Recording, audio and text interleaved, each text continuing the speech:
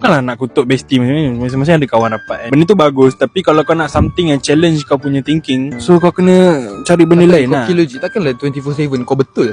Betul.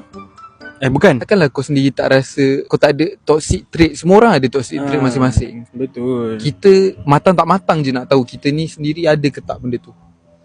Lagipun sekarang ni banyak bahan bacaan pun ada. Yang penting elak lah. Kawan tu bagi aku, dia membantu, tapi membantu untuk support kau lah. Bukan untuk kadang-kadang benda tu lagi buat kau lagi ego tau. Macam kawan aku cakap macam ni kan, dia macam bakar kau lagi. Betul. Kau jadi batu api kau. You do, aku rasa dia ni betul lah. Cuba kau bayangkan bla bla bla. Lepas tu kau pun macam kan dah rosak benda tu. So find someone yang boleh challenge how you think lah. Ada masalah cinta, settle sendiri. Bagi kami Settle sendiri.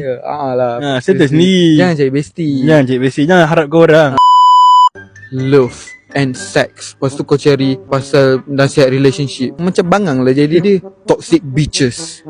Queen. Queen. Galileo. Tu kami Boy merak sedih. Queen yang tu okey kalau kau nak tengok.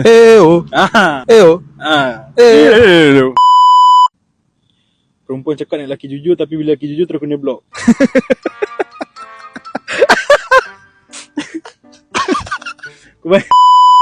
Kalau rasa tak boleh control social life tu, tak ada partner lah. Tak ada partner senang cerita. Kau berkawan je lah dengan perempuan tu kan. kan. Nak sonok sangat. Kau nak my love is my friend. My love is perempuan kiri kanan bro, gua semua kawan. Kau tak payah cari ni. Tak payah kahwin lah bodoh. Tak payah kahwin lah kau. Hapus dengan kau macam tu. Nanti kawan-kawan perempuan kau tu jom kusi aku. Serabut lah aku. Kusi aku. Kalau korang nak ada pasangan tu, nak kahwin tu, fikirlah sendiri. Fikir lah, dah besar lah. Takkan kau nak kahwin umur 16, yang tu kalau aku faham kau tak boleh fikir lagi. Kita ni fasa berdiri pula.